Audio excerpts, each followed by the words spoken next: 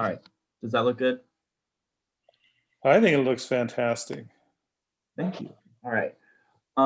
So my project was based on the book Sevius by Saint Hildegard, which was a book of religious visions that this woman had in the High Middle Ages. So basically, my goal for the project was to create um, almost like a chapel or a monastery in addition to a research facility to sort of promote inward spiritual reflection in addition to reflection on the work and the research and the work itself.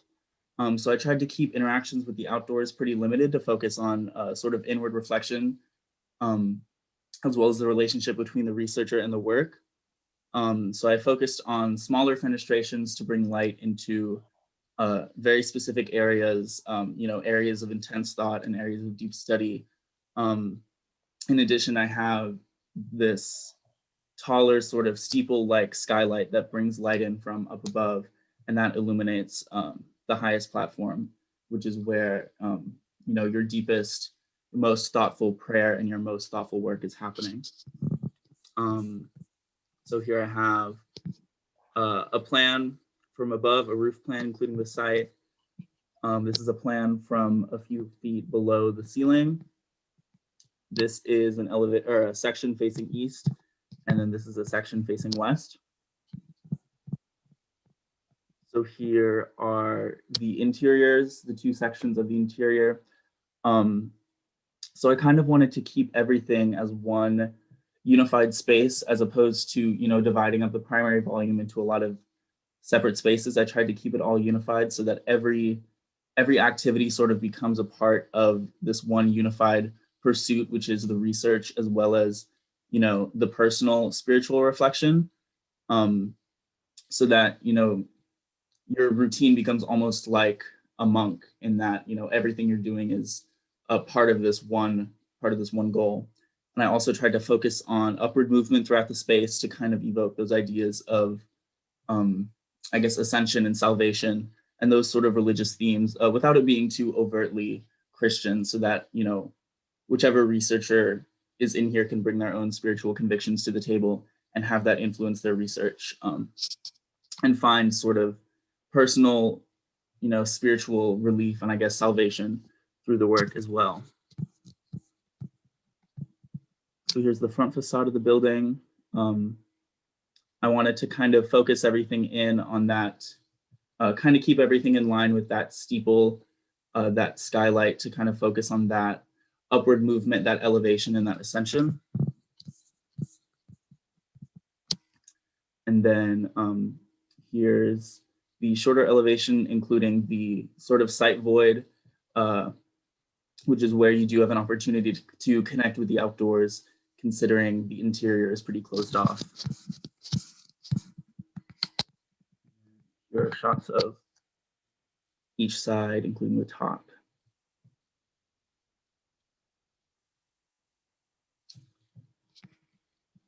So yeah, that's all I have.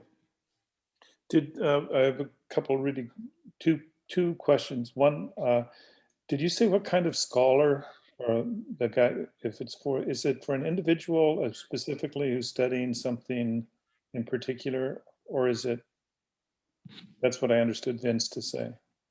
Yes, so the research, the theoretical researcher who's living here is focused on a very specific topic of inquiry. So the topic of inquiry that I chose was the work Sevius by Okay. Hildegard, or Hildegard von Bingen. All right. Okay. And then which way is north? Did you tell us that? Yes, north is this. This is the north facade. So north, east, I guess, south face, west face. Okay.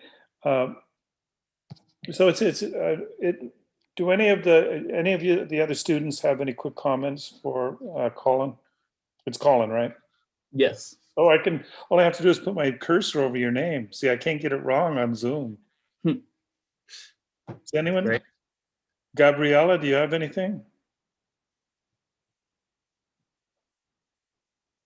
So all of this was done with what, T-square and triangles and mat knives, X-Acto knives, number 11 X-Acto knives and utility blades and stuff like that, right?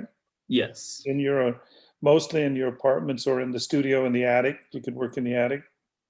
Yes, we could. So did you guys, were you able to make any sort of community there?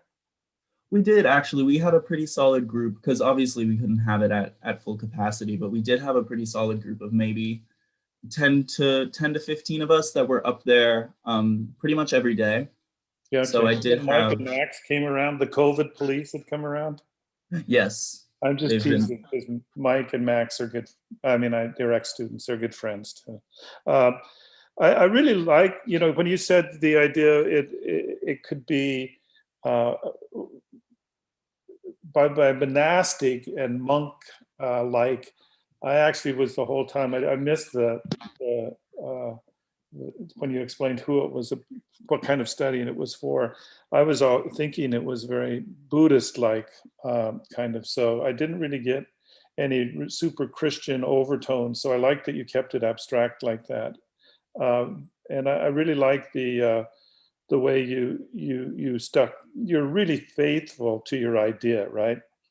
Which I really like. I mean, you have a concept and you stuck with it, right? You didn't like, oh, well, that's something I really like, so I did it. The whole idea, the way you made volumes, the way you made apertures, the way you made thresholds, the way you did all of those things were really consistent, or in this case, I think faithful is a very good word to use for the way you've done it. One thing Vince said, and I think he's probably said a lot in the studio, that he was talking about the musical analogy, and something really resonated with me in a weird way, is that he said you start with notes, and then it just dawned on me that, and I don't mean to be contrarian or something here, but that's not really true. You start with songs. Like, anyone in this room play music? I do actually. Oh, okay, what do you play? I played bassoon in high school. Oh, well, that's that'd Yeah, be. Did you think what the bassoon would sound like in your space? it would be interesting. It could be really awesome to record bassoon Yeah. in a space of that volume, I think. But anyway, when you started learning, and someone's keeping track of time, right? You started learning. You didn't really go learn, okay, here's C, right? Here's D, you know, or you didn't even, and then you didn't even learn scales or that stuff. You learned how to sing songs, goofy little kid songs, and you learned how to hum, and you learned how maybe to whistle if you were really good at it or something. And that, I think, is how you're doing your work here. You're starting with a story, uh, not with a series of elements that you're composing. Does that make sense? Yeah. Yeah, your narrative is strong and valid, and then I think you've used that again faithfully to form uh, a really rather handsome, very successful project that is based on a series of elements that you're learning now, and more advanced, right? You're starting to learn what things like, I guess you guys studied figure ground, et cetera, et cetera. But if I look at this, the height to width, the way you've divided sections with the diagonal circulation, the compressed spaces, the open spaces, the dramatic quality of light, I think those are like more theoretical approaches that then you are taking to make your narrative come to life in architectural space and form and volume. Does that make any sense to you? It does. So I'm going to say stick to. I'm much more abstract. I would think in your case it's so poetic, really. It's quite monastic, middle-aged kind of sort of.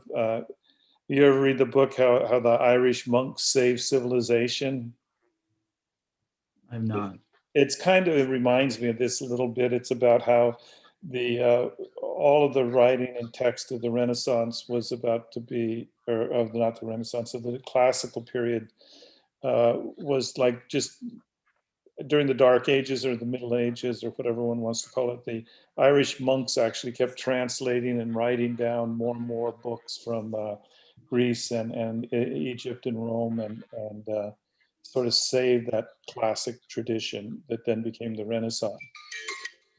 And so how are we doing with time? 2 minutes and 30 seconds. 2 minutes and 30 seconds. So what do you think about this project, Colin's project, Tyler? I really like it. It reminds me, actually, like I got the Buddhist feel from it as well. You were saying it reminds me of a project or a building that we looked at in Architecture and Society. And I think it is a space that I feel definitely would create like reflection in a person. Like you're very enclosed, you're very within yourself.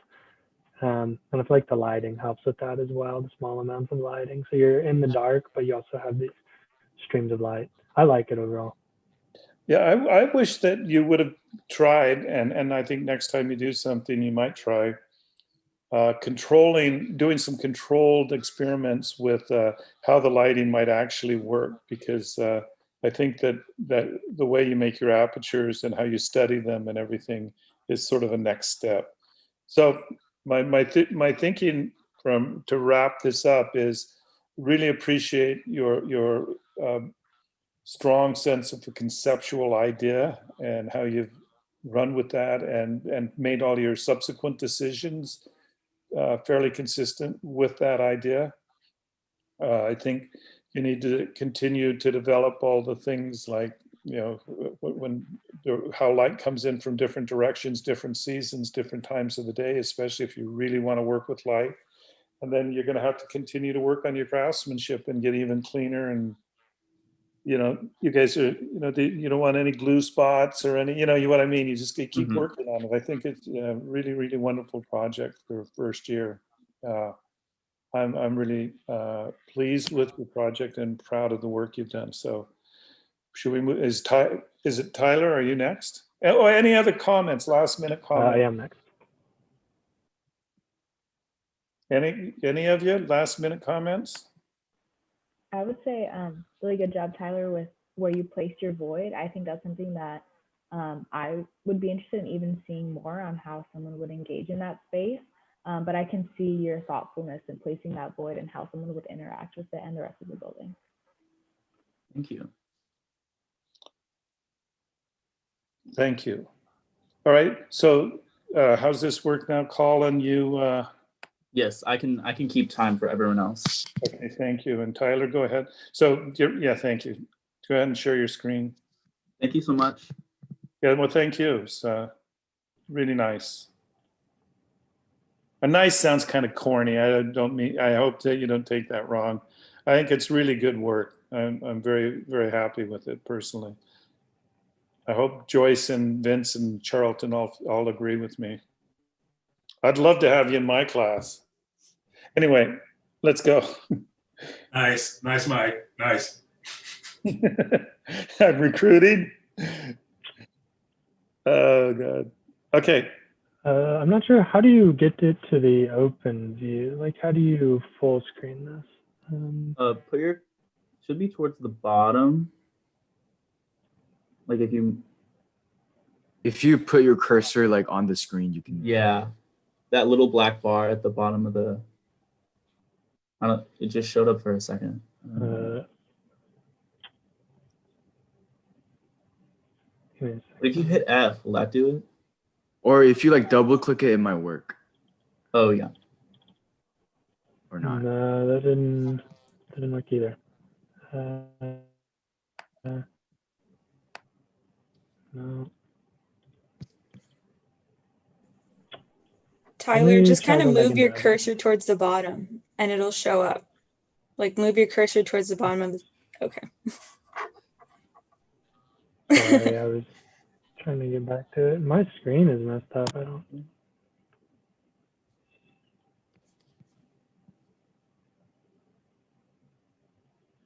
Yeah.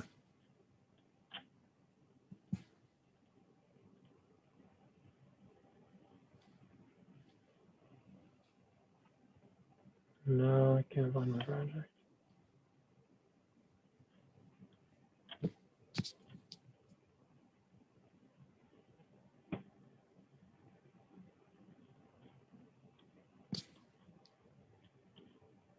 Oh, there it is.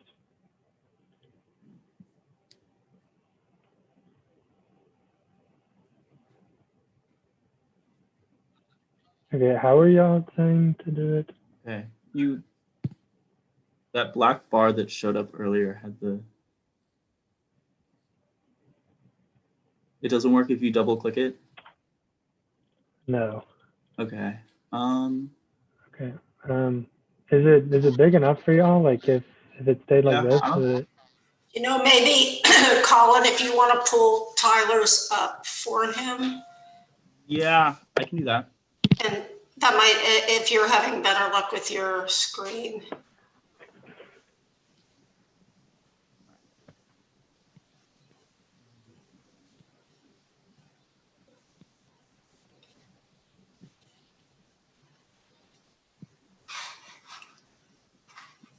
Tyler, I think you have to unshare your screen first. Yeah, you'll have to stop sharing, Tyler.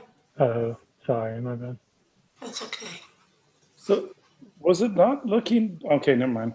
Looks fine to me, so I'm not worried about it. There we go. Thank you, Colin. That looks even better though. So just let me know if you want to scroll. Just you can say next, go back, whatever. Okay. All right. So I did my design around Nicholas Copernicus's idea in De Revolutionis Orbium Coelestium.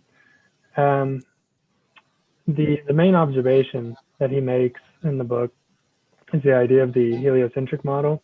So I tried to center my building around having curvilinear shapes, not necessarily in actual form, but an idea around my building and in the surrounding areas. I also, since this is a form of astrology, or astronomy, I mean, I tried to make the building higher up as to create a sense of disconnectedness from the ground and more of being in the sky. I also tried to make more windows and open areas, viewing areas of the sky, as to study it greater. There is you'll notice that the heights of the roofs of some of the rooms in the buildings are quite low for a person. And I did that to create a sense of crampedness and like closeness to the ground, in a stark contrast to that openness that I create with the skylights and viewing of the sky, the openness and height that I've given. You can go to the next slide, Colin.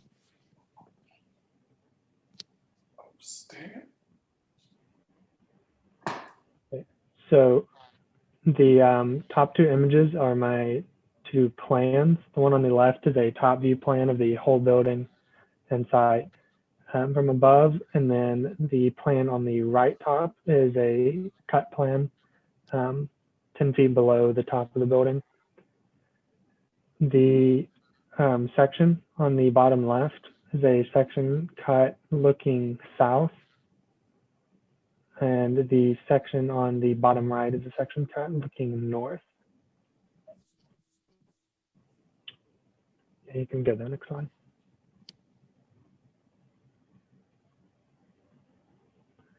These are the two sectional views of the model. You can see walking areas both on the left and right sides of the left model, and in other views you'll see stairs to get there. But I created a higher sleeping area. You can see a person a little bit, a very thin person from here, on top of the kind of pointer structure with the stairs leading down to it on top. And I wanted to do that to create like a higher sleeping structure for them. So, and there's an open view of the roof. They can look straight through it into the sky while they sleep. You can go to the next one, Colin. These views, you can see the ring-like structure a little better on this view to the right. there's an extrusion on that bottom right of the building, and I tried to create a ring around the building following that extrusion and the staircase going up from the right to the left and that wrapping around the building. And on the back side, it follows to that extrusion that was on the right side of the building. Hey, And I can tried you, to create these oh, rings. you can't point at this stuff because you're not doing your screen, right? Okay, never mind. Yes. I don't know how to do the Oh, can you annotations. annotate? Can you annotate now that you're not? So if you go up to the Uh, top and say view options, scroll down, say annotate. I can't. It So won't let you do that? can you see it? Oh yeah. That's very helpful. Okay, so that's the ring structure I tried to get. You can see this half of the ring, and it wraps around the building. And I did this idea of the planets wrapping around the sun. So my main building would be the sun in theory, with these structures wrapping around. And we also have one going up like this and around the building. And this right here is the viewing area upwards from where you sleep. And you can see from here, this going up on the left picture, that there's a lot of staircases to get up into the building, creating that sense of height that I wanted. And you can probably go to the next one, Colin. You should just get rid of, just hit clear. Clear, okay. Yeah, perfect. Okay, and you can see the continuation of these rings here. This is where that top one went down, and there's a staircase that you can't see right there, but it goes downwards here. And this is the other ring that follows that pattern. I just wanted, you can see the long pillars going down everywhere here. I just wanted that disconnectedness from the earth. I wanted it to be high. That's why I did that. You can go to the next one, Colin.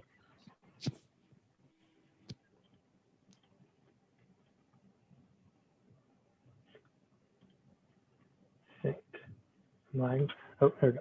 And so this is a west view. The top left is a west view of the front side of the building, the entrance. The second like middle top is a east view, the back side of the building. And the right top is a top view. The bottom left is a south view of the building. The middle bottom is a north view.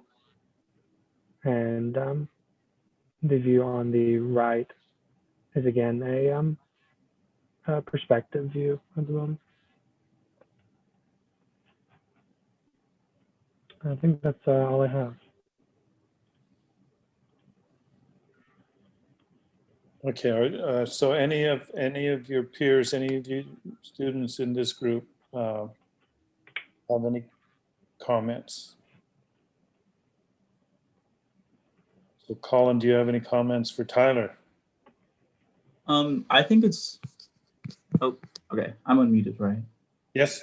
All right. I think it's really, really cool. I really like I guess almost the emphasis on the exterior of the space, because when we saw that interior, obviously there were different spaces and different programs happening on the interior of the building, but I felt like there was a lot of emphasis on the circulation around the exterior, which I thought was really interesting.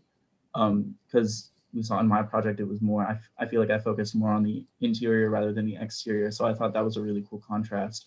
I don't know, I think just with all the winding staircases and the rings, I think the concept of the rings is really strong. It's really cool. It's a cool looking project. I think it looks really, really interesting. Does anyone else have anything they want to say? Is it Sophia? Are you in our group?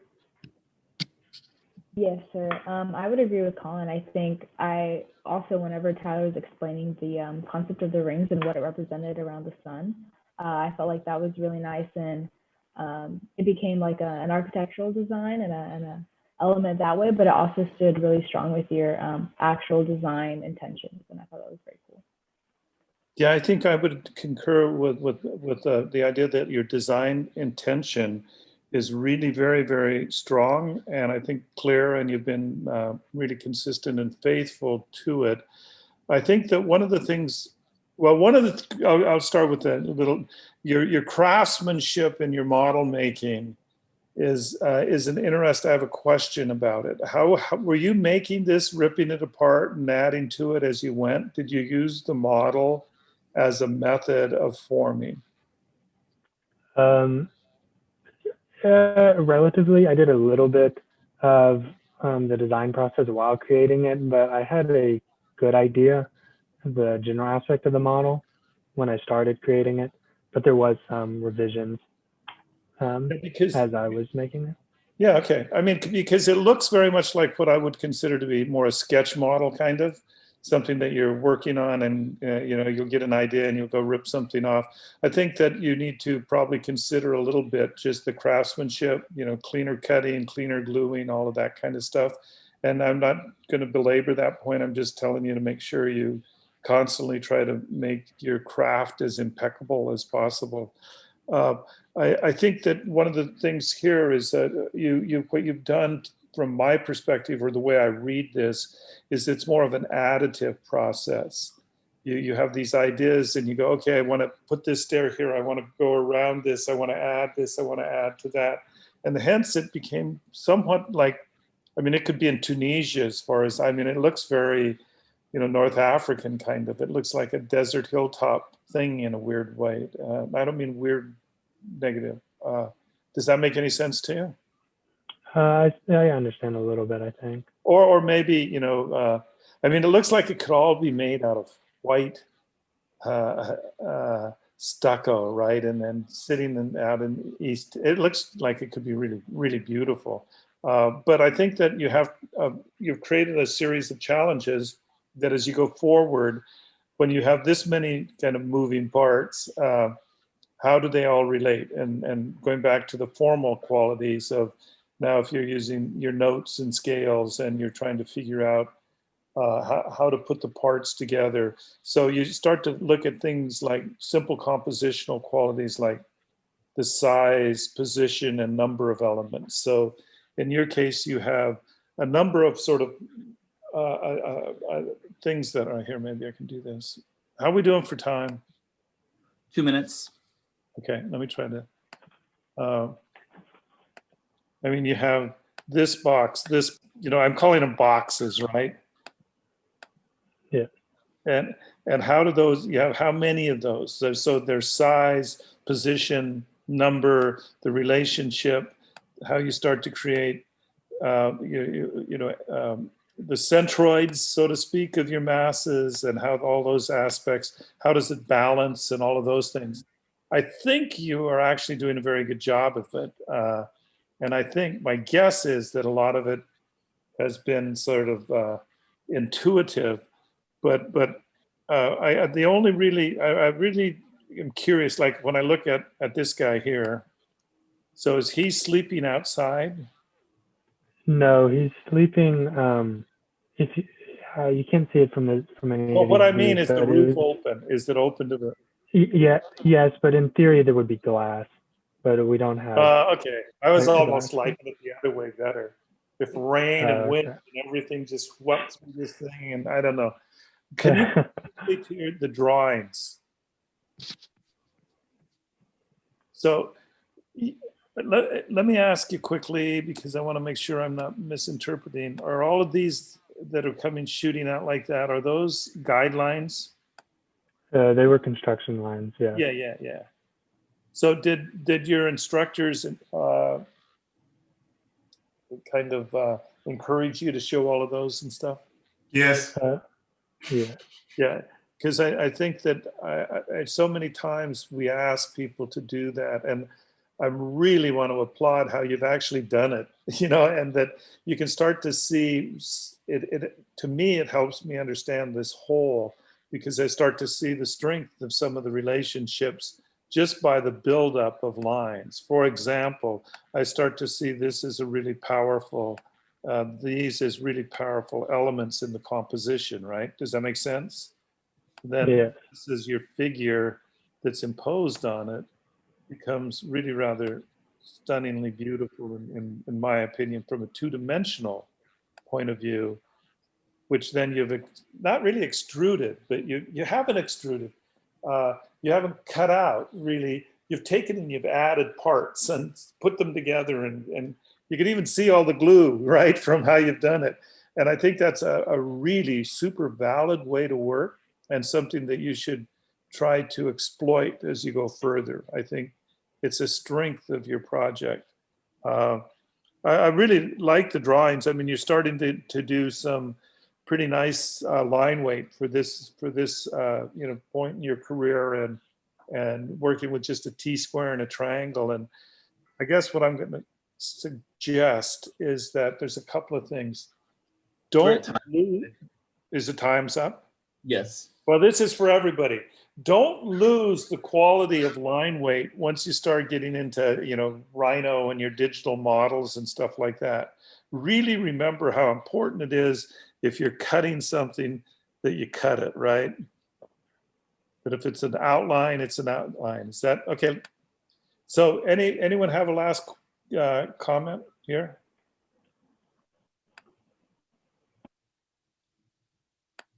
What do you guys think? It looks good?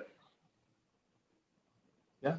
I wish you guys could have all worked side by side in that wonderful attic and really learned from each other. So this is about as close as we're going to get to it this semester. So try to soak up what every other student did as well as what you've done, and learn from that, and really understand the values that you're seeing. All right, thank you very, very much. Let's go to whoever's next.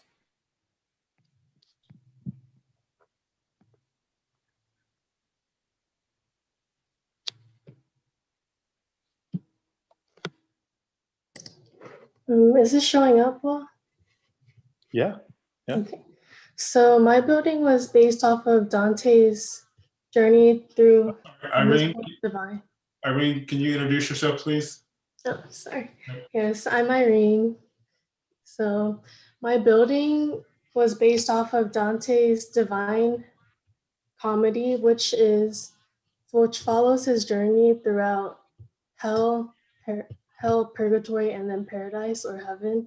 And I wanted to represent those three worlds with three different stories.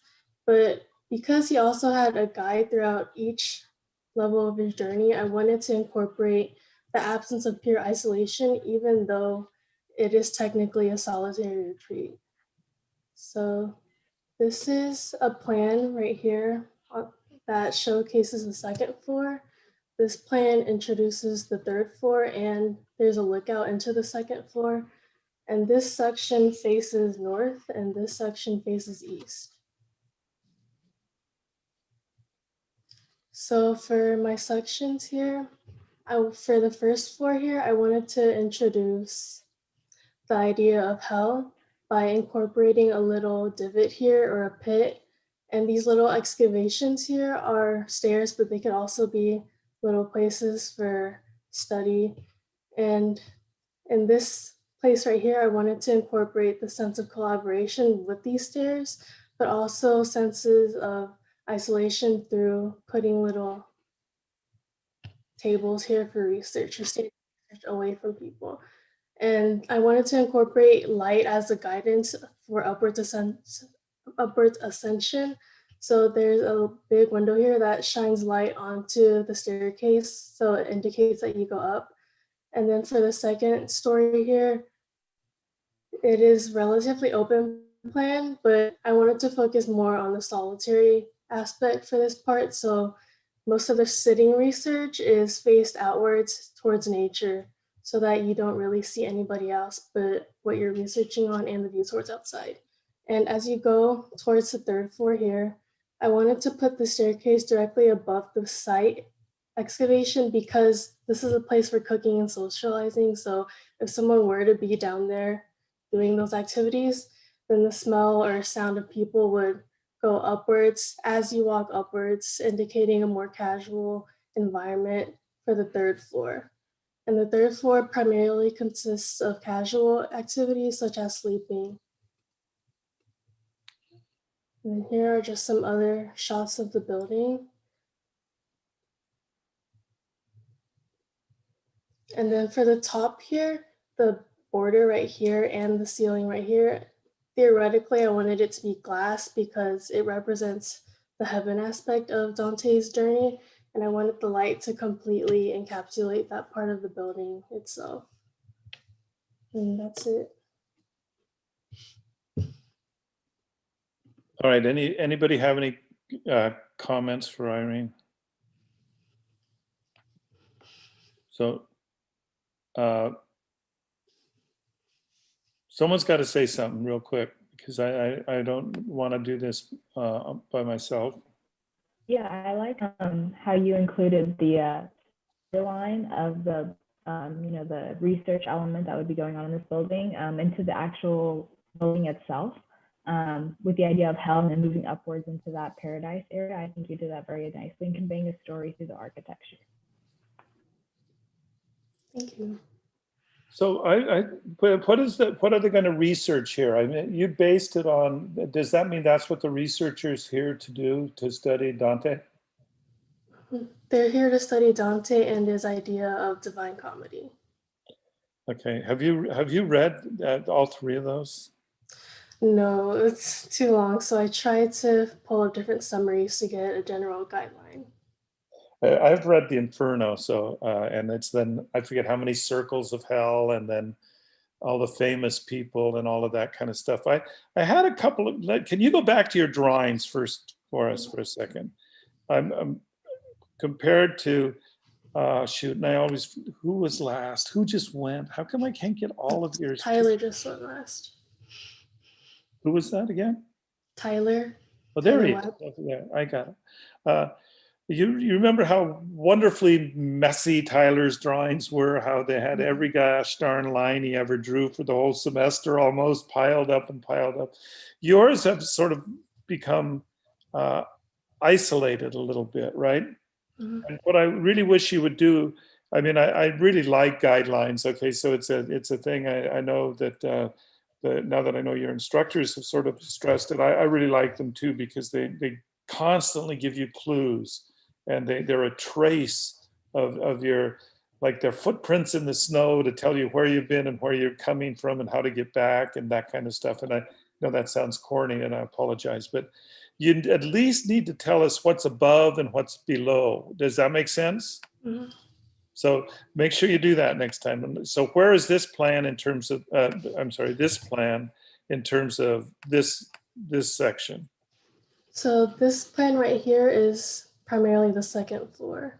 So right here. Is the second floor? Yes, oh, sir. here? Oh, good. Okay. Mm-hmm. All right.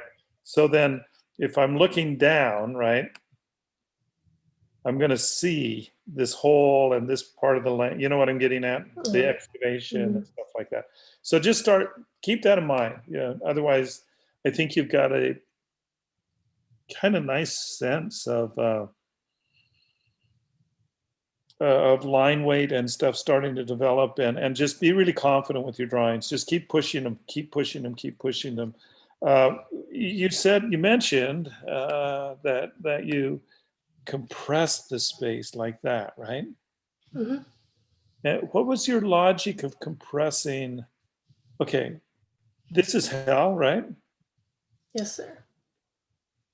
You don't need to call me sir. I'll accept it. My name, you can call me Mike if you want. So why is hell more spacious than paradise? Oh, actually, this image right here got compressed while I was formatting it, and I didn't know how to edit it out. Okay. Yeah. So I think that I really like how do you guys get nervous because this is your first review and stuff? So this is just a conversation.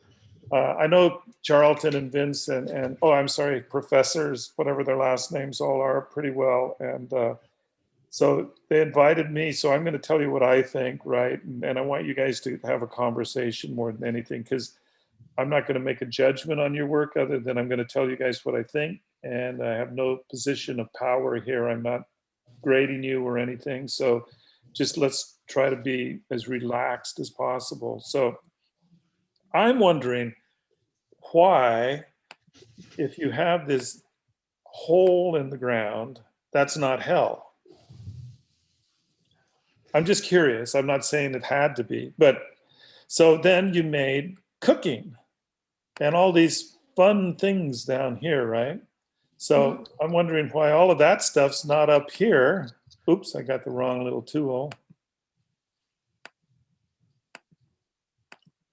And I'm just wondering, I'm thinking, so because I always think, and, I was raised Catholic, so I always think on, that Christ descended into hell, right? And then I've read the Inferno and it seems like a descent. I haven't read the other ones at all. And I'm just curious. I'm not saying that it's right, wrong, or indifferent. That's just what popped into my mind. Now let's scroll down or whichever direction you call the scroll. I want to see some of your models. So go just page by page. So actually for the site, for the cooking aspect, that was predetermined in the directions we have to follow. Okay. And I actually did want to put it up here because it's more casual up here, but I just had to follow the directions for that. Yeah, okay, that's fair. That's very fair because I think it could have been cool to make this space sort of suffer. Okay, stop right now. Yeah, I think that this view is really very, very interesting, and I think that the way you've raised this up to create like the whole, the void, and the three levels that I like. I think the way you've made these openings. I think that the one question I would try to do, going back to the idea of faithfulness, maybe, is that when you start to create a way to do things like, what did you guys call these, apertures or? Fenestrations. You call it fenestration, yeah. That then you start to say, okay, why is this one that type of perspective, that type of verticality, the three in a row? I mean, I think that looks very, very handsome. I like the way they all look, but I'm still questioning if they all go together, if they're quite composed yet. But I really, really like the way this looks. It's kind of anthropomorphic qualities. It's a very unique. How are we doing on time, by the way? Just under 3 minutes. Oh, yeah, you were fast. One thing I always like to know when I talk to you guys and you introduce yourself, how many of you are you from Texas? How many from out of state? How many maybe international students? So I usually ask, and because I'm kind of curious about how that works, and how many are from small towns in Texas, and how many people's grandmothers think they're going to go to Austin and get like all like in trouble and stuff, but anyway. So scroll, oh wait, the one on the right, that one I think shows a really wonderful dynamic quality. So it's almost like you can feel like this thing is not literally shifting in space and maybe time, right?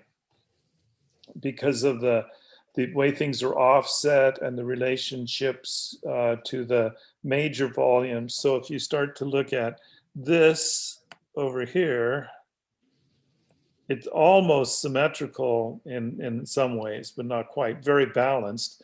Whereas if you look at this, it's doing all these twisting and sliding and different formal relationships. And I think that you need to be aware of how you're doing those and why you're doing them. But I think that go down the screen one time. I think that you can see from these that, again, you see what I'm talking about, how this shifts and as opposed to this, but you still get this basic sort of balance that happens through this, right? Mm-hmm. I really like that quality of your work. What were you thinking of when you were doing that? How did you decide like this would stick out here and the main pillars were here, but this would cantilever? What was your thought process? How were you thinking about those things? So because there's various circles throughout the entire journey, I wanted to incorporate a more like kind of almost round circulation throughout the building. So I wanted to create different spaces that kind of shifted in different directions to incorporate that movement. So any of your peers, any of you guys think that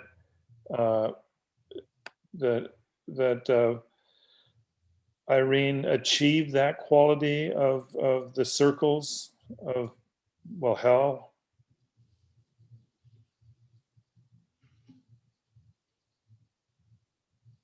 Sophia, I'll call on you again. What do you think?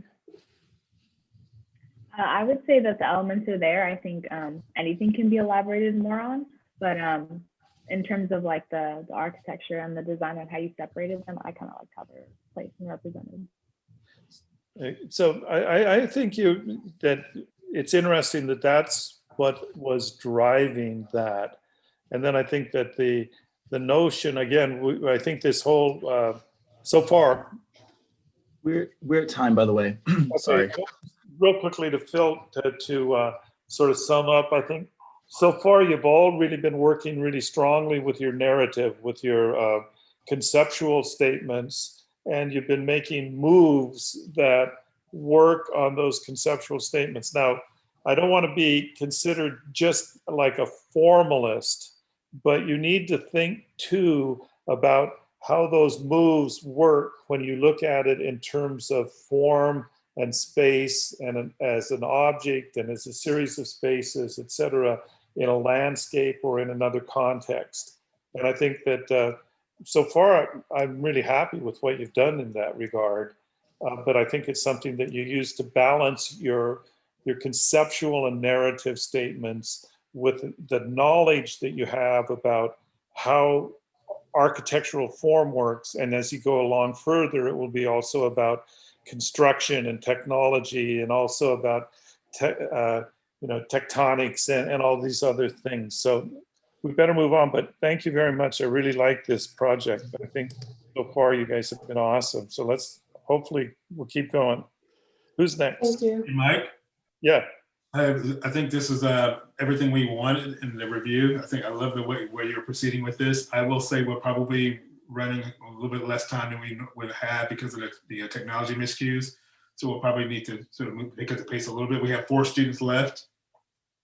So how much time each? We can do this because I'm just filling up the time. We'll be good, right, you guys? Yeah, we're good. We're good. I think just to let you know, we have 4 students left and we'll have 44 minutes. So 11 minutes on the dot per student should work. Okay. Colin, just put it for 10 and that way yeah, okay. All right, who's next? Who's this? Oh, introduce yourself, please. Are you on mute? Sorry, I was muted. I'm so sorry. Can you hear me now? All good? Yeah, you can hear. Okay. So my name's Sophia. As Mr. Mike, how you were saying before, I'm from Round Rock, so I'm 30 minutes away from Austin, so pretty close to campus. But so I chose my topic to be on this kind of condition known as pseudomyopia. And so I'll kind of just read this narrative. I know it's kind of hard to see, but pseudomyopia occurs when the convexity of the lenses of the eye increases during near focus, locks in, and doesn't release again to view distant objects clearly. When looking at a distance, the resulting blur of pseudomyopia is due to an overfocus of near objects, often seen in people who work exclusively in front of computer screens, like many researchers. So the architectural design of this project incorporates elements that encourage inhabitants to look at a distance and relieve their eyes from strain. Skylights, windows, and roof access provide opportunities for users to glance up and away from their workspaces, relieving eyes from their nearsighted work. So there's an emphasis on verticality of space and feelings of ascension that further reiterate these themes of looking beyond one's own desk. So here's a quick little view at the inside of my building. Here I have like these researchers where we have the staircase that kind of extends into this desk space. Here's like a little seated desk area. And then all the way over here, I chose to put like a little a step and a little pit down here where this seated desk space would turn into a standing desk space. So that's just kind of an introduction to some of the design elements that I put. So here are a few of my sketches. Here's a plan view just above this desk space. You can see it right here. And north is pointing up. Again, north is pointing up here, and this is a plan of my kind of roof area that I'll explain a little bit later. And then these two are the pits that are shown below and the relationship to the building, as well as the cliff right here. And then here I have my section view where you can see this little figure standing in that pit area where I have that standing desk. a snippet of this like little hallway area where that would be the bed space and a little bit of personal storage underneath. And then another shot of the roof access. And then I also have a seated desk space right there for another opportunity of research to happen. And then here I have a Paraline sketch right there, just showing this idea that I wanted to kind of create an ascension kind of style of looking upwards and promoting those themes. And so I have this long staircase as well as these, I guess it'll be easier to see in some other images, but that feeling of going up. So we have one space, another space, and another higher space. So I'll explain that here in a second. But here are some section views of the inside of the model. This, for example, would be that bed space. So this person would have to sort of climb up into that. But I wanted to create this big open research area where main research would occur, as well as this skylight that you can kind of see right here, and how it it kind of opens the space upwards. So kind of at all times, someone would be able to look at the sky. And here's another view of the exterior, what I would consider the front of the building. And then as well as how you can see that the staircases also continue down into this pit. And then here's another kind of little snippet where I wanted to, the way I kind of devised it was I had this main research area, and then I tucked the stairs in this little pocket, and then in this pocket of space, sort of how a person would kind of travel up towards the building and up towards the roof area. And you can kind of see how those layers are more defined up here. And then here are some closer up views of the exterior of the model. Again, that front facade. Here's the back. You'll notice that there's no like windows on this area, and I kind of wanted it to be like that, and more secluded on kind of where you would be seeing outside of the building, and more selective in that sense. And again, that idea of exactly how I have this ascension feeling right here with the 3 tiers, I wanted to incorporate that also in these skylights. So you see like a similar pattern here. And then here's a little bit of a closer view of the actual roof access and how someone would exit from this staircase and then go up little steps to this final seated research area. 5 minutes. How long? 5 minutes. Oh, okay. 5. All right. So who has the first quick comment for Sophia? Isha, is that your name? Is that how you say it? Isha? Yes, that's how you say it. So Isha, quickly give Sophia, since we're having to jam through this a little more now, what do you think of the project as a whole, concept, anything in particular? Yeah, I remember Sophia's, because I was looking through like even your sketch model and like study, and what I really liked is that the part of where your top is like translated out.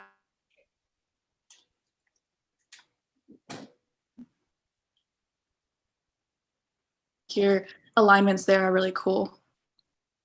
All right, so a real quick question for you is that what is the area of study here? Yeah, so I can kind of go back and see where it's seeing easier. Oh, the area of study. I kind of wanted to have my research area be more like welcoming to any sort of research. Okay. Predominantly something that would be mainly like desk oriented, you know, it's not something that you would need it's not like more inward revelation. It's something that you would actually have to, you know, have a computer on a desk. And mainly my design was so like if a person's sitting right here, they would have to look up and away from the desk to look through this window, right? And then same with this man, the window is a little bit higher than what normal eye level would be. So he would also have to look up and away from his desk. So it was kind of encompassing all fields of research for a very umbrella kind of building. Yeah, okay, that's what I was thinking maybe. So I really, as a real quickly, broad brush, I think it's a really beautiful project and really well done. I really appreciate that. I had a sort of a goofy question here. Do you have more stairs that finish this? Or is that one last big? Yes, you can kind of see it. I'm not sure if I can zoom in. Oh, I can. It should be over here in here. Yes, it continues here, this little block, and then it steps down. I don't have any Okay, no, side, but I really think that's a very nice idea, the way you make spaces transform. Here it's been more like surfaces, the way you make the stair, the desk goes from seated to standing. I think that's really beautiful. If you'll go to the blank wall model view real quickly, I'm just gonna, you know which one I mean? Yes, I do. Okay. I think that when you make a conceptual statement about vision and the structure of the eye and how certain that whole, I can't remember how to say it, probably if I didn't know how to say it. Myopia. Yeah, exactly. And what you want to do is create long views and force people's views to switch, etc. When you then say, I want a wall that's completely blank, you can't say, I kinda want it to be blank. You got to be committed. Gosh darn it. Does that make sense? Yes, sir. You got to believe it, and you got to convince us why. And not convinced, you just have to be so convinced and believe it, right? And I think that's true about all your design decisions. All the if, maybe, kindas, all should just go in the drawer, and it should be, I did this because, and I believe it. Gosh darn it, I believe it. I really like your form as a whole, like this view. Any of your views is one that's like much more conceived of, I think, as being derived almost maybe out of a cube. So I think we talked about the one that was that was more additive, and I think in your case it almost looks more subtractive. Like you almost could say that the assignment was to take a cube and make it not so much a cube, or I could say there's an old assignment we used to give in environmental design classes. It'd say, first day of class, you'd say, okay, make a 6-inch cube out of mat board. And some people would come back with a cube, and some people would come back with what you've done. And so it almost looks as though that's it's more subtractive than additive, if that makes sense to you. Yeah. Now, does you feel like that's how you worked or not?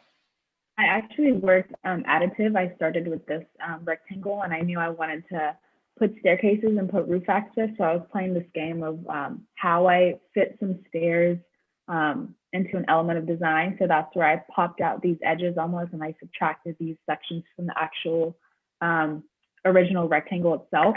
And I placed the stairs along that so that they could kind of curve upwards. We're at time, by the way. Okay, so I think what you said described what I was thinking you were doing. So I'd just be aware of what you're doing and keep using it to your advantage. Really, really nice job. Thank you very, very much. Who's next? Thank you. Oh, anyone else have last comments? Okay, whoever's next, let's get moving. Hello, I'm gonna share my screen. Can you guys see it? I was gonna make a joke like, see what? But yes. Okay, so this is I'm Camila, and I'm also from Austin. So this is my project, and the concepts that I chose for my researcher, I did Divine Comedy as well, and I also took Pablo Picasso. So I combined those two to create this building that alludes to growth, light, and darkness through kind of like in an organic way, kind of like how Picasso's artwork is very organic. So these are my drawings. And I only did two stories. I didn't add I didn't add two stories in the actual building because I wanted that to be kind of like purgatory, and then the skylights to kind of allude to heaven, I guess, or salvation.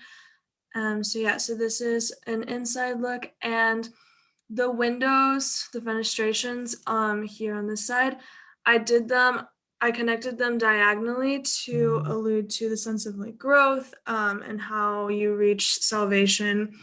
And then as well here at the bottom, the stairs kind of allude to that idea of going up, moving up in life. Yeah, and then these areas right here, kind of like the research areas. So, and then these are windows, and then I did this skylight here. These are the sides. The sides so the left side was looking out to the cliff, the drop off, and then the right side was looking out to a forest, I think. So the left side had less fenestrations, and then the right side had more fenestrations because I kind of played with words, I guess, and put more windows on the right side because you always want to go in the right direction, I guess. And yeah, so that's basically it. That's an overall view of the building. All right, thank you. Okay, but who's going to comment first? Who? Oh, Jay, are you in our group? Jay, you got to make a quick comment. I am in the I'm not in this group. I'm in Okay, I'm sorry. group. Okay, someone in our group quickly. Okay, then I might have to ask. I can talk for a second. Okay, yeah, thank you. The windows, I really liked that idea that you were talking about. The diagonal windows. You know, you have that first window that is separated from those three in the line, and I feel like that kind of like, you know, represents maybe like you're having trouble staying committed to like a Christian path, and then as you get stronger, you start staying more committed, more connected to that path, and then it creates that overall. You get that overall goal, that bigger square, and that's kind of what I understood from those windows. I really like that. I like that idea. So talking about the, oh, excuse me, sorry. Oh no, go ahead. Sorry. Well, okay. One thing, like if you're doing a series of windows in a diagonal, right? So you have a series of choices, kind of. Are they all the same size, right? Are they separate? Oops, I can't do it. Are they separate? You know, I'm sorry. I'm trying to do something. I just can't get this tool to work. Are they, what kind of diagonal are they making? Are they separate or are they touching? If they're touching, are they overlapping? So you have a whole series. Once you have an idea like that, which let's say that we agree, was that Tyler? Then it doesn't matter, I guess. Yeah. I don't want to be rude, but I always am. I apologize if I get your name wrong. You know, so you like it, and it's about your whole idea, and it's about this idea of some sort of like whatever ethics and Christian point of view, or hell, or descent, or something. But then you got to go in, and you really have to make it.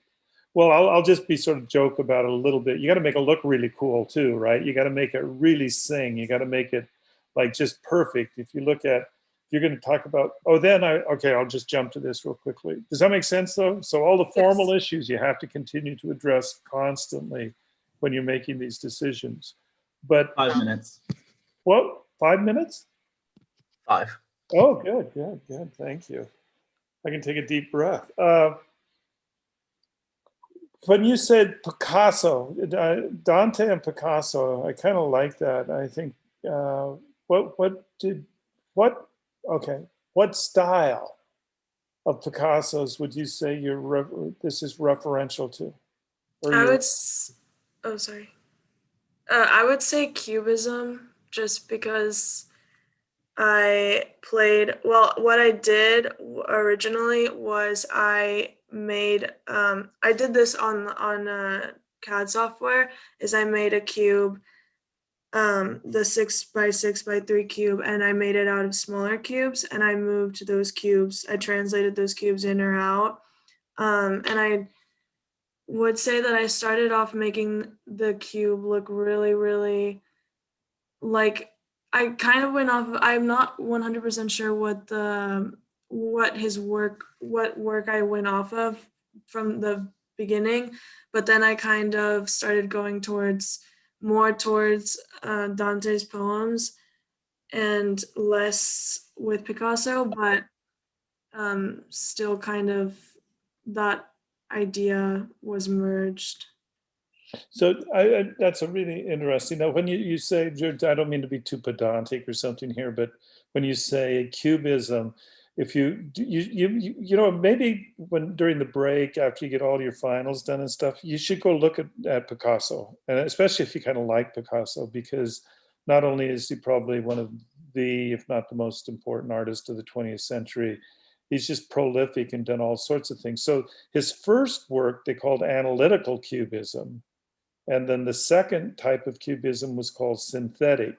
So the ones that have like more grotesque faces with a nose pointing toward you and a nose to the side and all of that, those real bright colors, those are the later work. Those are the synthetic ones. And the ones that are more like subdued colors and much more like many more images and more chopped up, those are analytical.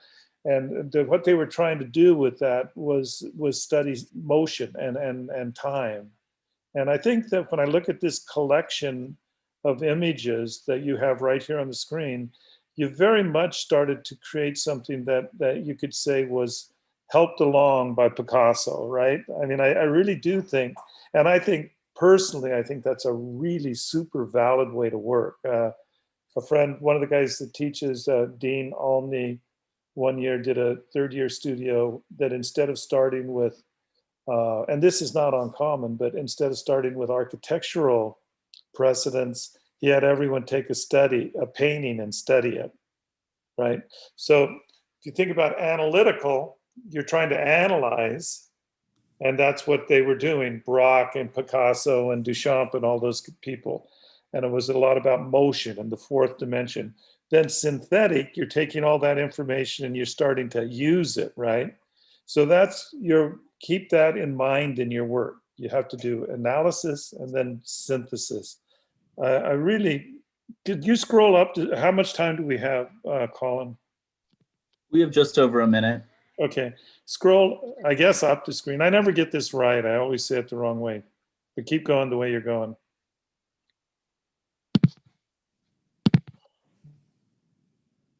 Oh yeah, this one, your drawings. How do you feel about your drawings? I guess, I don't know. I don't really know. I guess I feel like I could have done more to them to make them a little more. I realized here on this side that I didn't do the hidden lines in the back and on the side. But I was going off of, I did the sections based on just the sections, not with the whole site together. So I think that your drawings remind me a little bit more of analytical cubism, and your models remind me of synthetic cubism. So I'm going to leave you that as your challenge for over the holidays to try to figure out what I may have meant. I think they're a really good start, but my fear is you haven't pushed them far enough and done as many and as much as you should have or could have. Is that fair? And then the last one we had, one Paraline drawing, or whatever one wants to call it. Was that a requirement, or was that just something that, was that you, Sophia? Yeah, we had the choice to do either a Paraline or a second section. And for me, since we already had one showing basically. You did a really beautiful drawing. I think these are the starts of really, really, really good drawings. And that's why I'm not trying to be harsh on you. I just want you to push it. Architecture school is one of those things that the time commitment is way beyond what anybody at 18 years old should be asked to do, but it's just you decided you want to go to a professional program. It's like you're going to med school at as a freshman in college or something, it's rigorous, and you got to spend a lot of time, and you got to always push. And when you think you're finished, take a deep breath, maybe relax for a couple of minutes, then get back to work, kind of. You still need to have your lives, though. Don't get me wrong. Okay, we ready? Are we finished? Any last comments? Is that about 10 minutes, Colin? Yeah, we're at time. Okay. Thank you very much. Really nice work. Thank you. I hope I didn't make you feel bad about saying to push your drawings further. Yeah. No, Nothing's personal here. I'm just trying to give you really good advice. One thing I can speak from experience, you know. Okay, who's next? I'm next, so I'll share my screen.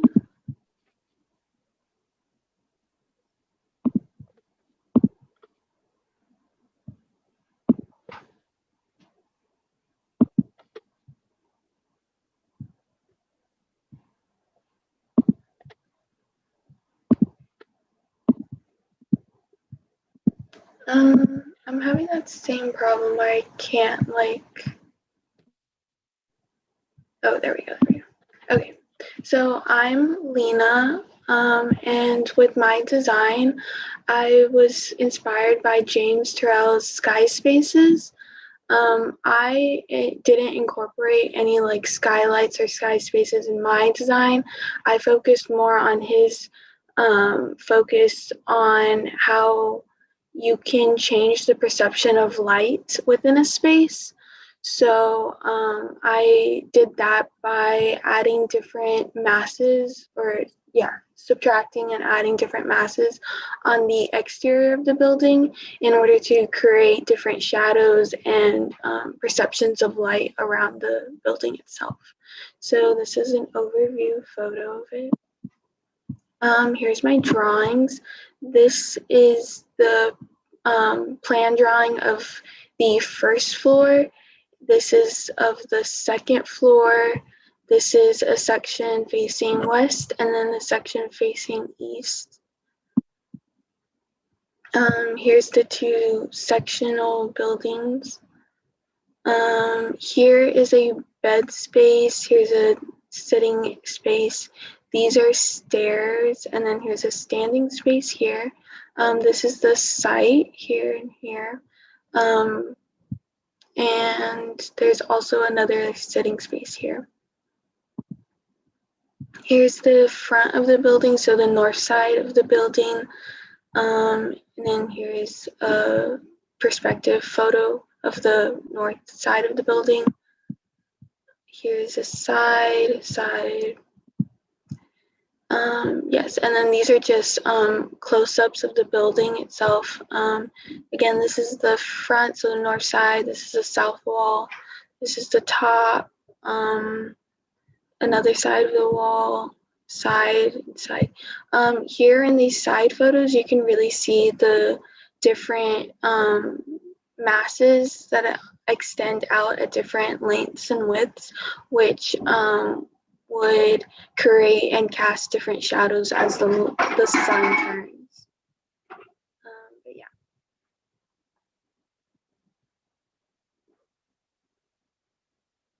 Oops, sorry, I was on mute, so I didn't make noise. Are you finished? Yes. Okay, so who's gonna talk? It's Lena or? Yes, Lena. Okay. Who's got some advice or some criticism or comments or questions for Lena? Really quickly, we're almost out of time. All right, then Camila or Camila? You got it. Quick, you're our critic. I really like the complex. I like how you pulled. I like that on the sides. I think it looks really cool. And yeah, and I also really like the top. I really like the skylight. I think it looks really cool. So I have one real quick sort of comment about you want to deal with light, and it seems like mostly it's natural light. Is that correct? Yes. So, and I know you're under some constraints about what you can get to with the whole like COVID realities, etc. But even the way you started to do these, if you would have just taken your light source and tried to just mimic where the sun might be, and we would have seen, like, especially, instead of seeing that beautiful dark shadow beyond, like maybe this is really early in the morning and there's a huge thing behind you, but think how much more meaningful to your investigation it would have been if you would have, let me try to make a mess here. If you would have said, okay, I'm gonna get my lamp, my desk lamp, and I'm gonna put it, and I'm gonna have it shine just like the morning light does, and I'm gonna say this is east, west, or whatever, and then when I look, I'm gonna see this wonderful shadow, like you start to see here, but try not to have the background, if you could, like maybe just make that a black background, right? And then you can use it as a tool, not only as a presentation tool to show us how cool your idea is and how beautiful, but for you to analyze it as well. Does that make sense? Yeah, I totally understand. Yeah, good, because I think you'll do that next time probably. So scroll up a little bit, or just scroll backward through the whole presentation, but not too fast. Okay, stop. Okay, keep going. We have about 5 minutes. Oh, good, and we have some time. So this is where I'm interested, because you start to almost see some of the light from above working in these sections, right? Does that make sense? Mm-hmm. Which is like right in here. Oops. And so is that coming, where's the light coming from? Show me where it's coming from. It's coming from over here, so the right side. No, okay, right, I got you. Okay, keep going up again for real. I think I have some. So, okay, stop with your drawings. I think you need to push these really a little bit more, right? Is that fair to say? Mm-hmm. Yeah, just draw more, show all those, I don't know, I was gonna say greasy construction lines, dirty construction lines, get some grit on them, be more committed, be more, I think you're starting to get the idea of the outline and the different views and everything, but I think your drawing, just concentrate on pushing it forward a little bit. Okay, now continue backward for me, please.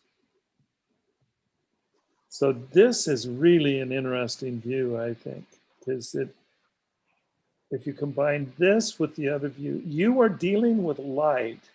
Now tell me if I've got this right, because I'm almost not believing what I'm saying. In a configuration that has very few openings. Is that fair to say? Mm-hmm. So you're trying to make it very controlled and directed, right? Mm-hmm. So what if you, in like, a brief statement, say, I'm trying to do what with the light? And why? I'm trying to focus the light on the exterior of the building. That was where my main focus was, just because I wanted to focus more on the natural light source rather than artificial lighting within the building itself. So, but you're bringing a little bit of light into the building, right?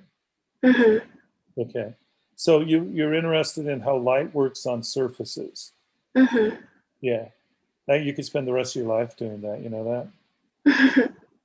I mean, if you go outside at different times of day, during different seasons, with different materials, both in the built environment and the natural environment, think about places like canyons or rock outcroppings and those sorts of things. I think in some ways, those are the metaphors that come to my mind when I look at your project. So scroll back through it again so we see a view of your model in the closed state from the outside.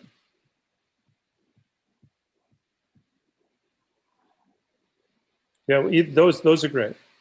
So what anyone in class feel how this may or may not be successful in terms of trying to discuss how light interacts with surfaces and shapes and objects in a building? Colin, you've been keeping time, so why don't you tell us a little, what do you think? Yeah, I think just sort of similar to what I guess Michael already said, I think the shapes that you have going on on the exterior are really interesting, but you just don't, like in your photographs, you aren't really showing off, I guess, the shadows that those would be casting on the ground. And I guess I would just be interested to see, I know there isn't really a way to see the interior while it's closed up, but I would be interested to see what those very restrained fenestrations do in terms of the light quality on the inside of the building. But, yeah, I think that's a really, I mean, so then there's a dichotomy here, right? That's really, really super exciting conceptually. The idea of flooded with light and then tightly controlled light. And you're dealing with light on surfaces. And so what comes after that? It's color, light, surface, color. I mean, really seriously, it's a very, very beautiful concept you've started. So how are we doing with time? we're about at time. Okay, so I think it really, really, I mean, you could spend literally your whole career, and I think you picked an artist that has done that very effectively. And you just like if one likes or thinks about Picasso or any artist, I mean, James Turrell is somebody that you could really study in depth, and his work could really inform a lot about your next couple of years if it's something that really appeals to you. Have you been to the thing on campus at all, or? No, I haven't. So is it open yet or not? I don't believe so. Are you in Austin too? Yes. Yeah. So when it opens up, go check it out. It's super cool. All right, thank you so much. Yeah, thank you. How many more do we have now? I think I'm the last one to go. All right. When are we supposed to be finished? 11. All right, go. All right. Hello. My name is Jung Bin Sun, but I go by Benny. So basically, my design was similar to Lena. It was basically inspired by James Turrell's Sky Spaces.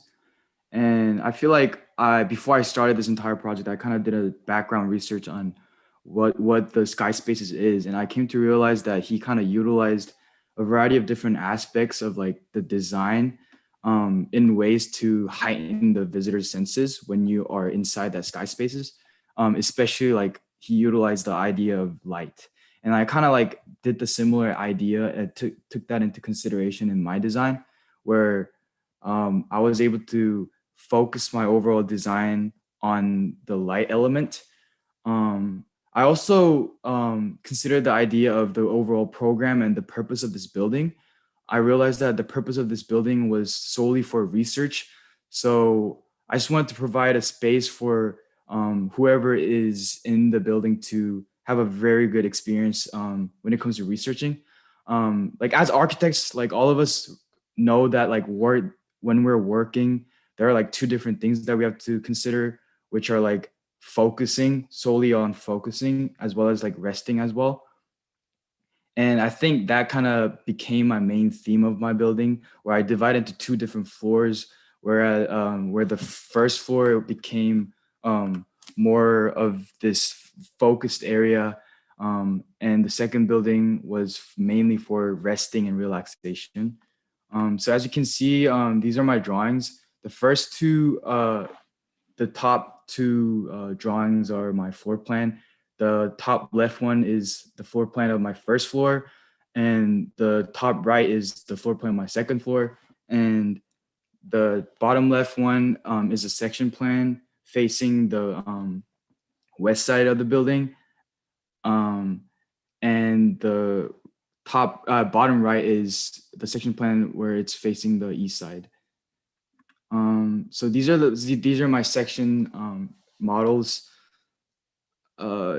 through my section model on the right side, you can kind of tell that there are a lot of different research spaces. Like I included 3 different research spaces for the researcher to be in and to focus on their research. And the second floor was mainly for just thing, and I utilized different ideas of lights or the adjustments of lights to provide that ambience of peace and relaxation on the second floor. As you can see over here, that centralized, I provided this one single fenestration that provided this centralized light on the second floor. I feel like I just felt like that would heighten the overall senses of whoever's upstairs and on the second floor to be in a peaceful state of mind. So these are my other perspectives.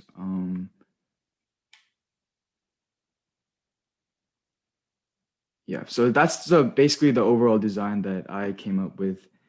I feel like I had a really fun time designing this overall project because like when I was designing and coming up with different ideas, I was just like imagine myself being in that building itself and just like thinking as if I was like the researcher. Like I think that kind of led me to kind of further experience my own design, I guess.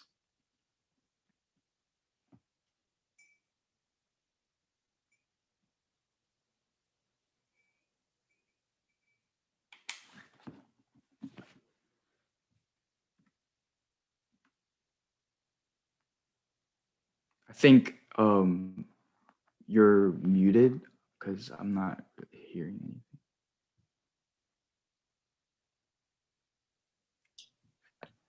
So everything brilliant. Oh shoot, completely missed all of that brilliance. I apologize. I didn't say a thing. Who has something to say really quickly?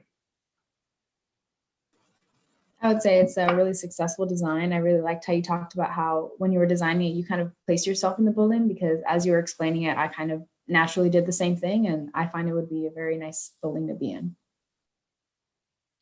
You know, I appreciate that. Thank you very much for everyone for talking and helping out with this, because I think it's important to learn how to be a critic and be able to not analyze other people's stuff as well as analyze your own. So I do this not just because I'm trying to be something. I think it's important. I think this project's really intriguing. So can you scroll up a teeny bit, scroll backward? Well, this one's a really good page because it has so many of them. I think the one, you know, it's kind of like, this is really a minor point, but I'm going to say, I would love to see why do I feel that there's an issue still that hasn't been resolved yet between this column and this rectangular volume here. There's something about the proportions of it, etc., that I'm not really sure. But again, I'm not making a big deal out of this. I think that when you're talking about like something like this, you have a vertical, you have a horizontal mass, then you start to think, how do they relate? Do they overlap? Do they underlap, etc.? Yeah, there you go. Oh man, this is very nice.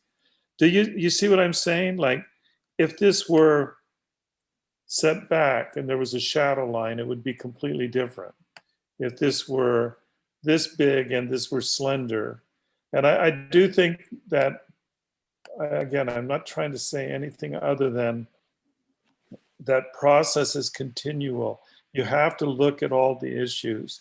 It's almost like this is another one that's kind of interesting, is this deep enough for that cantilever? Well, I'm not sure. I mean, I like the way it works, the thinness, etc., but it almost is like it's starting to fold. First of all, before I even said all of this, I should have said, I find your project to be extremely successful and really, really thoughtful and really well worked out. But I think that, are we out of time? Oh, no, we got 2 minutes or so. I think that I would say that it's kind of a minimalist approach. Does that sound fair? Yeah.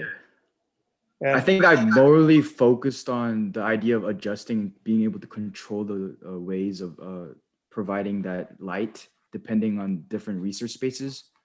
And I also like I said earlier, like I really focus on two different aspects of research, which are like focusing on the work and as well as like the resting aspect, which is one of the reasons why I kind of extruded out in a way where I provided this balcony on the second floor. And because there's a balcony, I also consider like the rotation of the sun, where it rises from the east and sets on the west. Like right now, this picture, you're facing the south facade. You're looking at the south facade of the building, and if a person were to be out of the balcony, I wanted to provide this some sort of vertical shading on the very left side, as well as a horizontal shading on the right side, depending on where the sun is. So I feel like my overall design was more towards like the focus of light instead of providing this complex shapes. Yeah, I think that's very successful. I mean, I think lots of time, that's why I said minimal. I don't know if you know the term minimalism or what that's about, but I would think that like lots of traditional Japanese design is somewhat minimal. Like a lot of modernism is very, very minimal. In terms of painting, there's people like Ad Reinhardt who have done whole study after study of just like one color painting, right? And it's like trying to figure out how to make the perfect, red violet or something, it's like, and I really like that kind of work when it's done well. I think that your focus on light and like limiting some of the other things you've done has also achieved a really beautiful series of shapes and volumes and interlocking forms that as a whole read really beautifully as well. So, and I do think it'd be a great place to kind of research. It wouldn't, like if you see how all the formal relationships of your parts to your whole are really, really rather nicely, it's beautiful. I think that's why I pointed out the one that I think might be, a bit clumsy here. But if you look at this whole view of how this to that opening, the proportion of that to this rectangle, the little slice here, this diagonal, it's really well put together. And I think that I think you should kind of think about, all of you should think about, well, I'll try to sum up for everyone. I think it's I'm very happy with your work. I'm really pleased with what I'm seeing that's going on in first year with my group of people. And I think that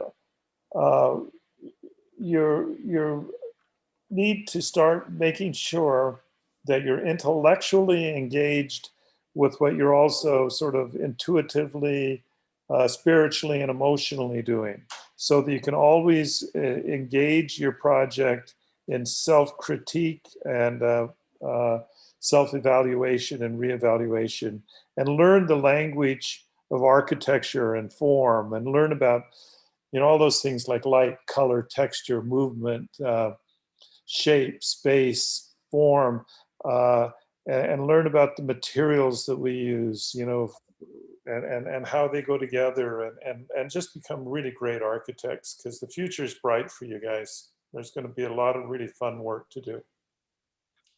Thanks, Mike. Very well said. Thank you for thank you for orchestrating this conversation, as it were, and we certainly appreciate it. We're going to move into the second session here, guys, but join me in thanking Mike for his stellar reviews, and I'm sure you'll be seeing him quite often here in the upcoming years. So, thank you, Mike. Yeah, thank you very much. Thank you, guys. I really appreciate it. Thank you so much. Your work. Take care. I'm going to leave the Zoom now. Thanks, Mike.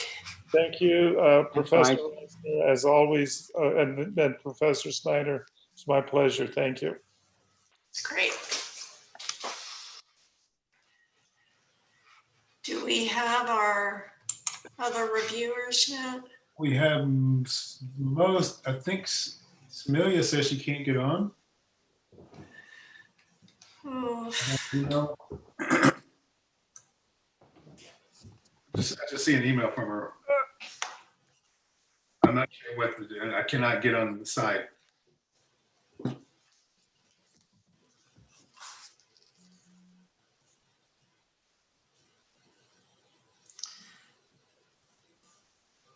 Hi, Joyce. Who said, hey, Noah, how are you? I'm doing well. It's good to see you. And You Elizabeth too. and Vince. Hi, Noah. Hey, Noah. Hi. Alex. Where's Alex? Oh, hey, Alex. Hello. Bringing in the big guns. Okay. I'm going to, you'll get an invite, reviewers, to a breakout room. Don't go yet. Vince will give an intro, but you'll have the invite for it. Hey, Nerea, thank you for being here.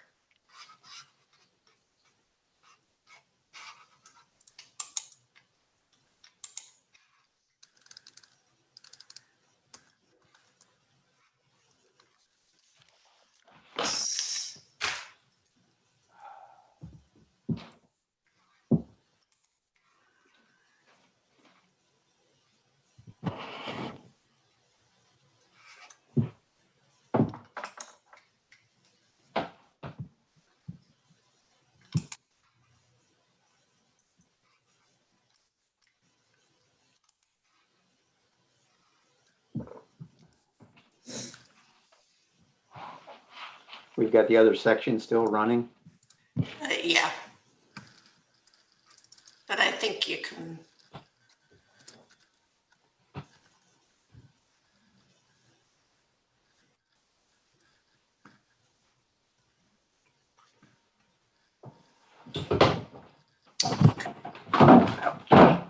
Sorry.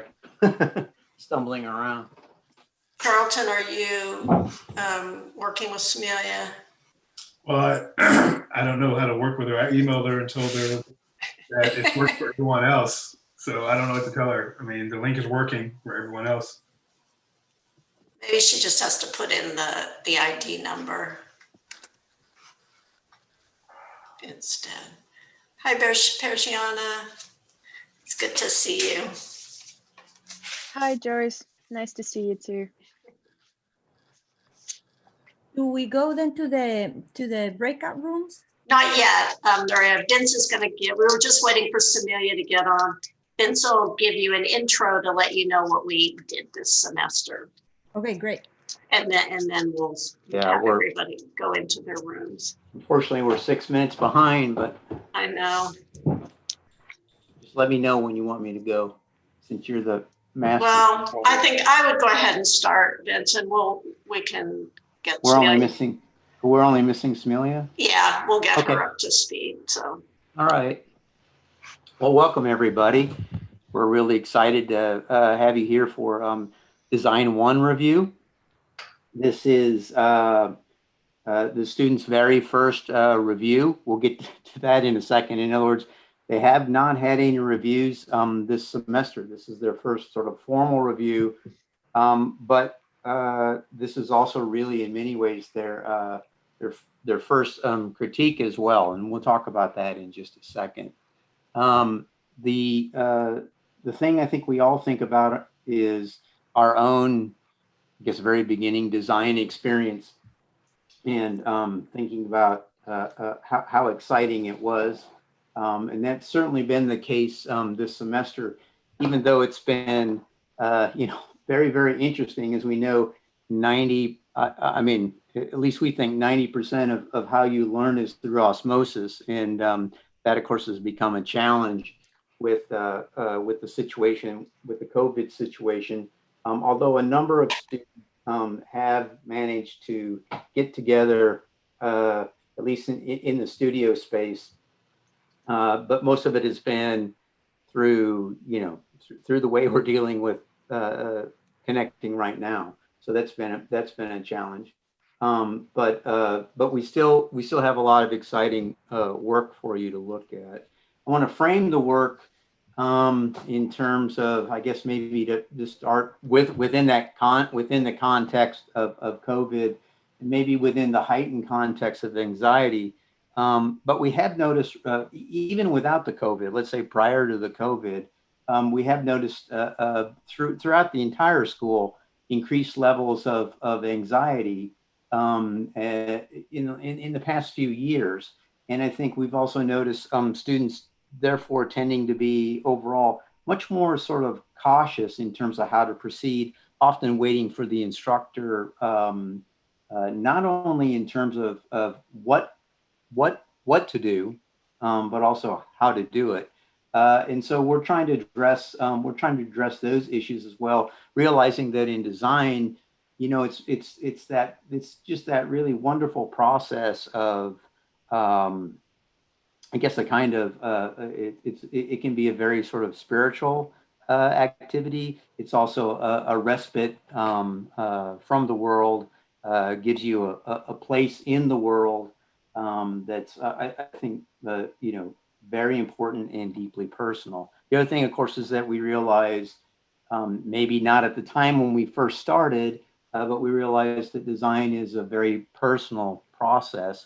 And a big part of the design aspect is trying to understand how you think about the world and how that gets translated into design. At the same time, you're just trying to learn the very basics of what perhaps design is. And so we've been dealing with all of these issues as well. So a big part of the course has been about time management, as well as trying to understand where the possibilities are for you to control your environment, and of course the joy of design, starting to make those connections in terms of what really makes design the very special way of looking at the world that is anything but straightforward, I guess, is how we've been looking at it. So the way that we've been approaching this is, first of all, we've been trying to help with issues like time management and self-sufficiency. And to that, we've done, I don't know, I suppose somewhere between 30 and 40 exercises. And I'll talk about those in a second. But we really come at it from a variety of directions. One, of course, is about the sort of issue of pacing. So yes, very early on, we've had something due at the end of class, as well as for the beginning of the next class. We've emphasized setting up personal schedules, and then understanding that design is something that can happen quite quickly, and at other times maybe it takes a bit more time.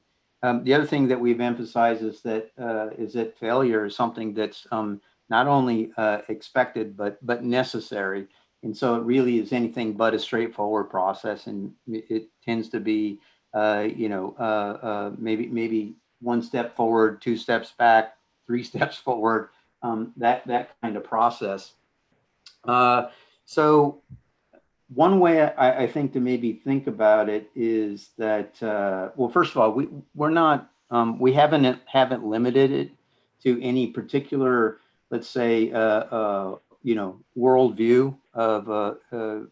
We've always looked at the possibilities, at the positive possibilities in the way in which architecture, design, interior design, and by the way, it does include both interior designers as well as architects. At ways of looking at the world. And so rather than looking at each sort of intellectual framework as having limitations, we've been really looking at how to mine the positive attributes from each of those. So for example, we do use analogy, we have used metaphor, and we've drawn deeply within perceptual theory and the sort of fundamentals within that. And I wouldn't say, yeah, and there's aspects, I suppose, to some of the exercises that have been both structuralist as well as post-structuralist. I think the way we really want to think about actually the problems throughout the semester, as well as this final problem, is we've looked at it from what I would say would be a impartial proscription, say, versus prescriptive. The work is not prescriptive, but rather we've set out limitations as a way to establish, the sort of rules with any game. So one of the analogies I like to think about is chess, that just has only 6 pieces, and black squares and red black squares and white squares in an 8 by 8 grid. But with that, there's sort of an infinite number of dances that occur, and really is a process of creativity.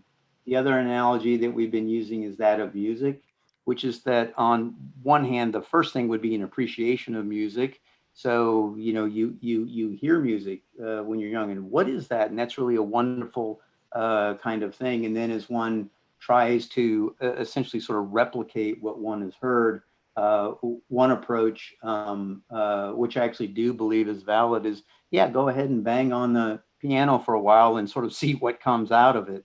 And then, of course, the other one is a much more sort of structured approach, which is learning notes and then chords and then songs.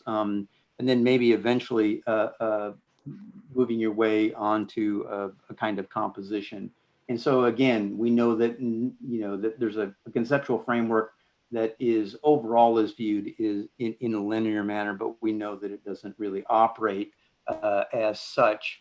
And so that's really how we've structured this. So the very early, so we started with 2D and we went to 3D. The 2D aspects were really looking, first of all, at figure ground, and looking at the difference between figural and abstract or abstraction, looking at overlap and transparency, superimposition, positive, negative, those basic fundamentals of depth and hierarchy, and then edge and center. And then from that, we went to exercises dealing with 3D design. And so, of course, the equivalent of figure ground being space form. That's what you'll see largely today, although they will have both models and drawings for you to look at. And then we did an introduction to meaning, an introduction to sight and procession, as well as occupation and fenestration. And so then you'll see basically the beginnings of those particular aspects. Let me read the actual project you'll be looking at. Let me just read a couple of words here from what the students have. Is that they designed a scholarly retreat for UT PhD programs for a very specific area of research in intellectual inquiry that the students chose. And they were asked to express abstract meanings through space and form, that are plausibly associated with that investigation. They were also supposed to provide the scholars with a solitary reflective time up to 2 weeks in an abstracted landscape of West Texas near Fort Davis. Again, it's abstracted. You can think about the site as like a campsite where there's a collection of these sites. Abstractly speaking, there is there's a dimension given, which is 60 feet by 72 feet, and they could orient it any direction towards north, and one of the edges has a continuous cliff, a 12-foot wide, 12-foot deep excavation that occurs along the edge. And then opposite from that excavation would be, theoretically speaking, off the site, a forest of trees. Therefore, talking about the fact that their view would be limited in that particular direction. But again, just keeping it very much an abstracted landscape. The other thing is that they were given essentially 2 volumes and then a mediation between those volumes as a way to sort of start. So it starts with a 24-foot by 24-foot by 12-foot volume that is dislocated from the landscape, and then there's an excavated what we call an excavated void within the site itself, and there's to be an interaction between those two. I'd like to go back to just a moment with regard to the impartial prescription that we talked about, which is that it's impartial in the sense that the students were free to let's say break the limitations, but they had to do that within the specific framework of, did it was it necessary to their conceptual idea? In other words, did it significantly improve the design? One of the other aspects that we talked a lot about is exception, and the sort of power of exception, but also that it can exponentially lead to a kind of obfuscation and an incoherence if one is not careful. So I think there's a balance between those, and again, relating back to the particular area of investigation that the students have picked. So I think that's enough. I mean, we really need to get started. Again,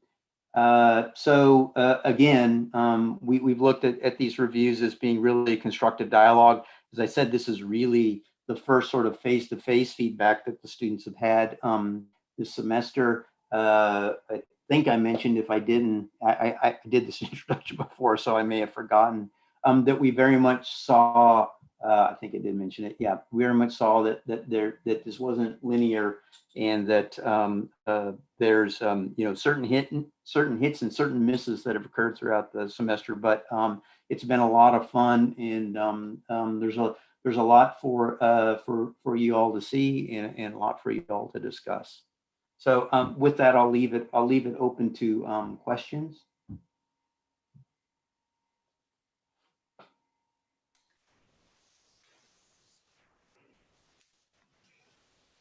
No questions. Joyce? Okay. So you all have been invited to a different breakout room, and each breakout room will have 7 students, which, if we stay on time, it gives you about 13 minutes per student.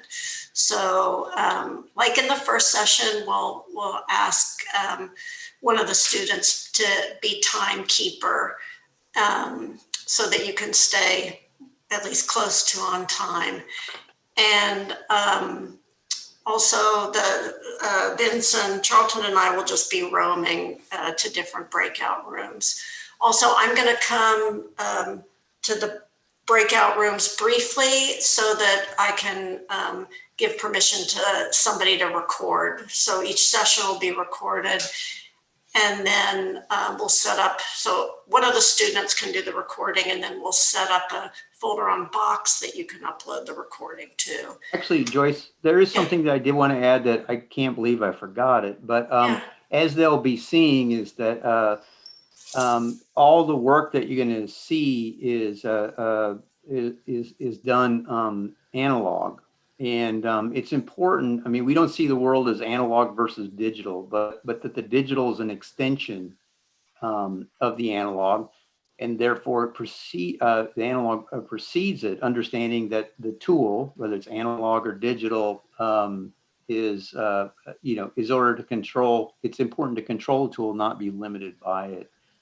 So an example would be that a calculator is not a substitute for understanding mathematics, but it greatly enhances your analytical capabilities, especially in relationship to time. And not only that, but yeah, they do not have May lines this semester. And so the lines are, so rather their work, both the models as well as the drawings, are done either with T-squares and triangles, or in some cases, I was sitting on a review and her student was using a ruler and a triangle to generate the drawings. So anyway, that's just important to add. Anybody